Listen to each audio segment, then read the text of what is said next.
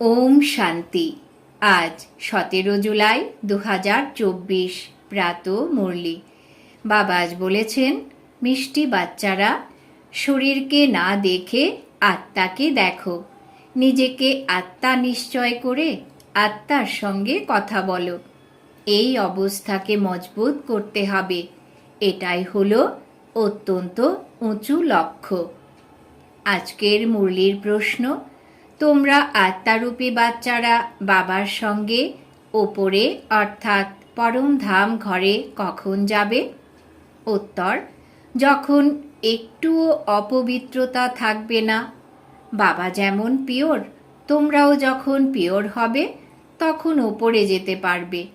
এখন তোমরা বাচ্চারা বাবার সামনে রয়েছ। জ্ঞান সাগরের কাছে জ্ঞান শুনে শুনে যখন ফুল হয়ে যাবে অর্থাৎ পূর্ণ হয়ে যাবে, বাবার সব নলেজ নিয়ে খালি করে দেবে, তখন তিনিও শান্ত হয়ে যাবেন এবং তোমরা বাচ্চারাও শান্তিধামে চলে যাবে। সেখানে জ্ঞান বর্ষণ বন্ধ হয়ে যায়। সব কিছু দান করার পরে পুনরায় ওনার পাঠ হয়ে যায় সাইলেন্সের। ওম শান্তি। শিব ভগবান উবাচ। যখন শিব ভগবান উবাচ বলা হয় তখন বুঝে নেওয়া উচিত একমাত্র শিব হলেন ভগবান বা পরম পিতা। তাকেই তোমরা আত্মারূপী বাচ্চারা স্মরণ করো।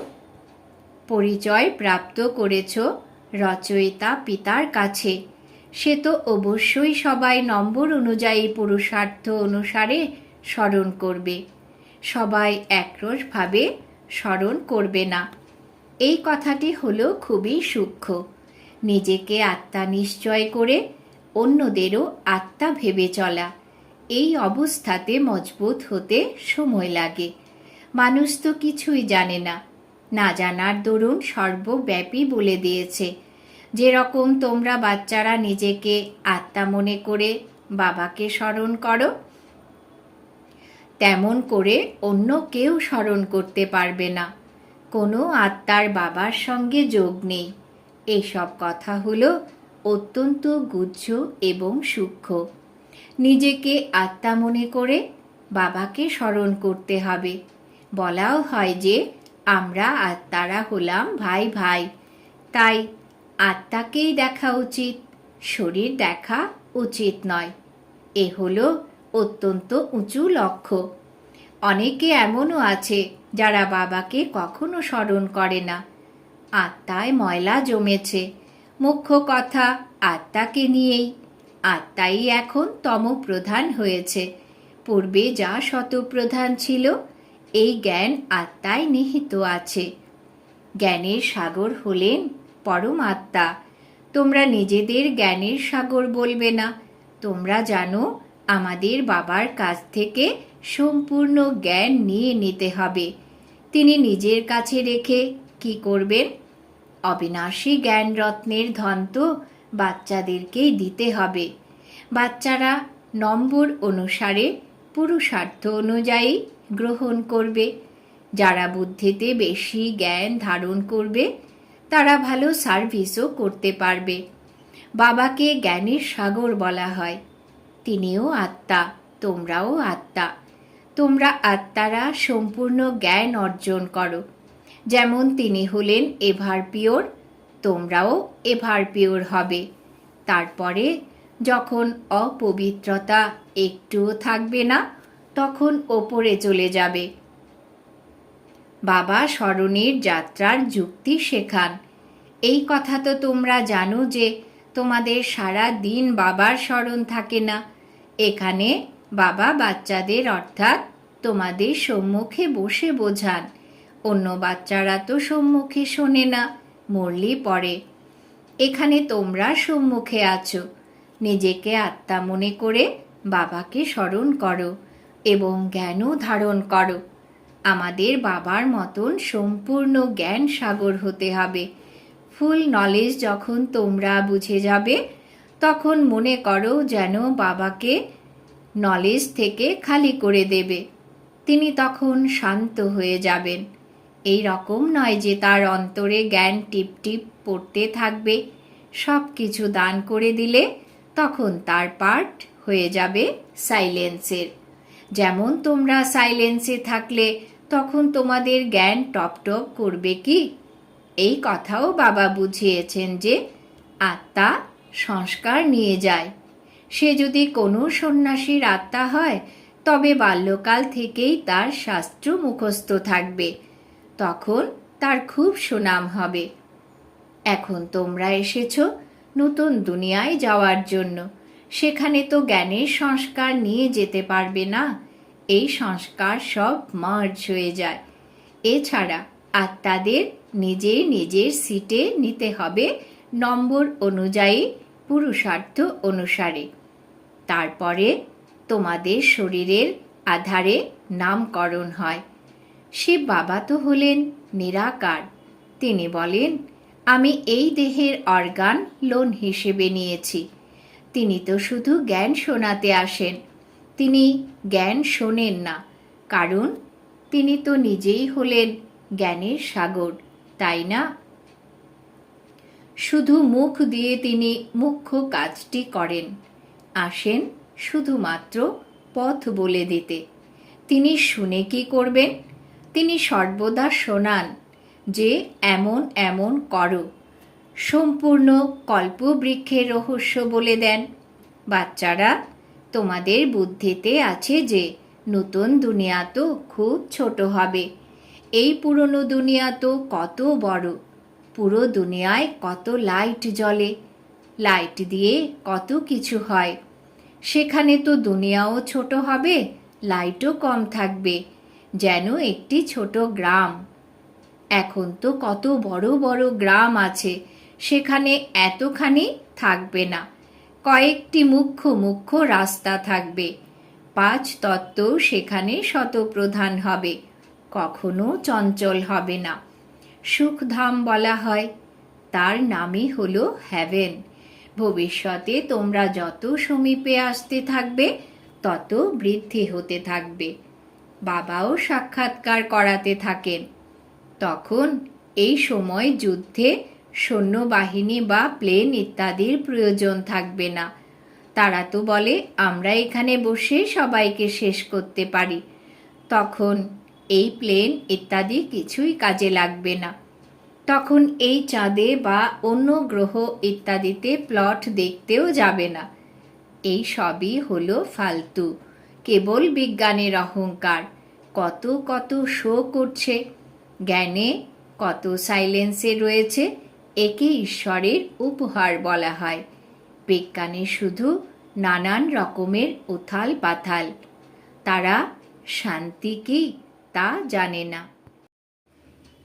তোমরা বুঝেছ যে বিশ্বে শান্তি তো নতুন দুনিয়ায় ছিল, সেটা হলো সুখধাম। এখন তো দুঃখ অশান্তি, এই কথাও বোঝাতে হবে। তোমরা শান্তি চাও, কখনো অশান্তি হবেই না।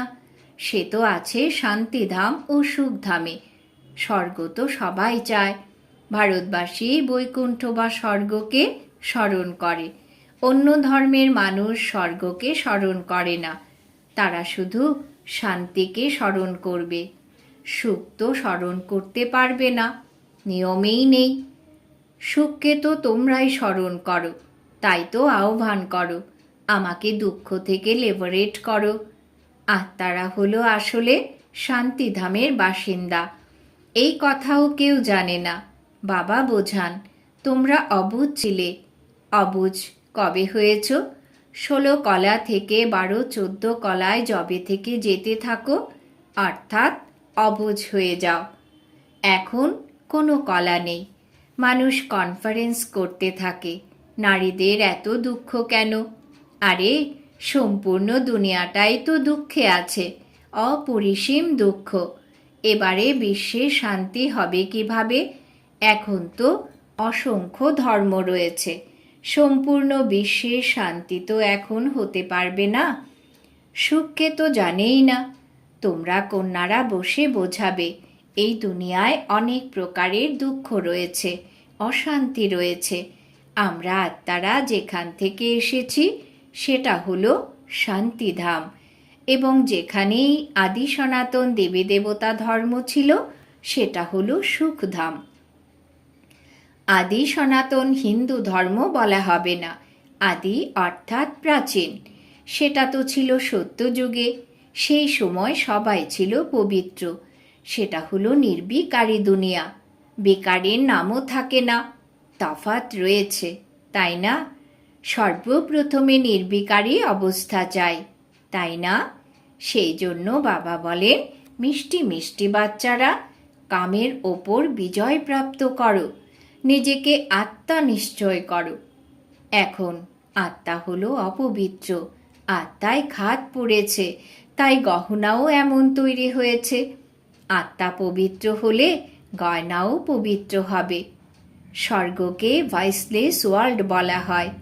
বটবৃক্ষের দৃষ্টান্ত তোমরা দিতে পারো। সম্পূর্ণ বৃক্ষটি দাঁড়িয়ে রয়েছে, কিন্তু ফাউন্ডেশন যেটা সেটা নেই। এই আদি সনাতন দেবী দেবতা ধর্ম নেই, অন্য সব ধর্ম দাঁড়িয়ে আছে, সবাই হলো অপবিত্র। এদেরকে বলা হয় মানুষ, তারা হলেন দেবতা।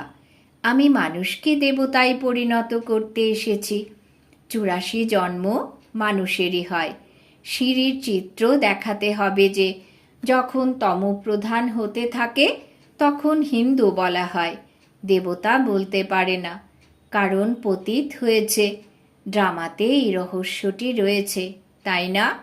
না হলে হিন্দু কোনো ধর্ম নয়। আদি সনাতন আমরাই দেবী দেবতা ছিলাম।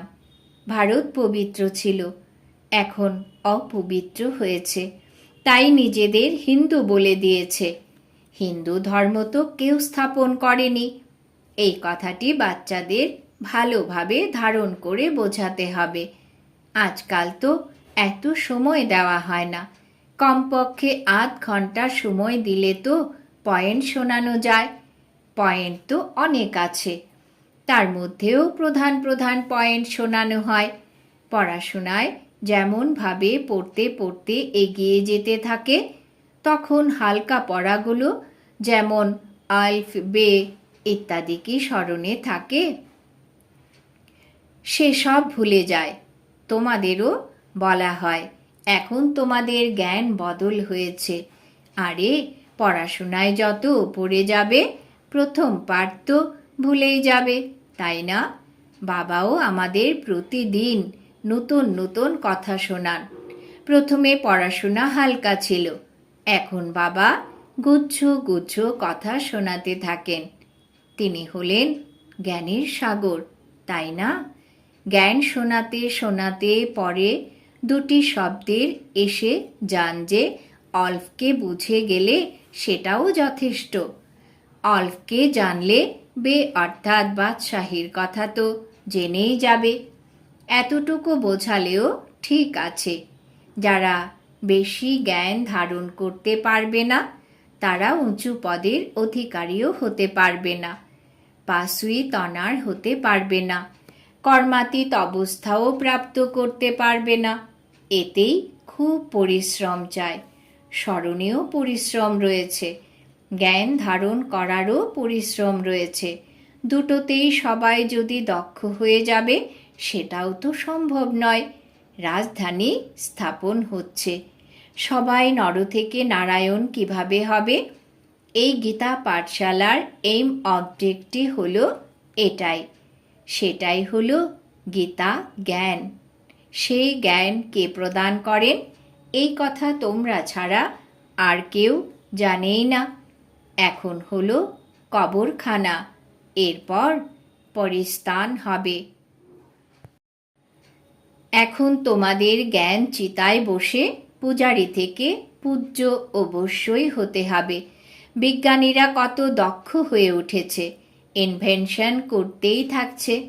কিছু ভারতবাসী অনেক স্কিলস ওখান থেকেই শিখে আসবে। তারা যখন শেষের দিকে আসবে জ্ঞানকে তারা তেমন একটা গ্রহণ করবে না, কিন্তু স্বর্গে এসে এই ইঞ্জিনিয়ারিং ইত্যাদির কাজ করবে। রাজা রানী তো হতে পারবে না, রাজা রানীর সামনে সার্ভিস করবে, নানান রকমের ইনভেনশনস বের করতে থাকবে। রাজা রানী হয় সুখের জন্য। সেখানে তো সর্বসুখ প্রাপ্ত হয়। সুতরাং বাচ্চাদের পুরুষার্থ পুরোপুরি করা উচিত। সম্পূর্ণ পাস হয়ে কর্মাতীত অবস্থা প্রাপ্ত করতে হবে।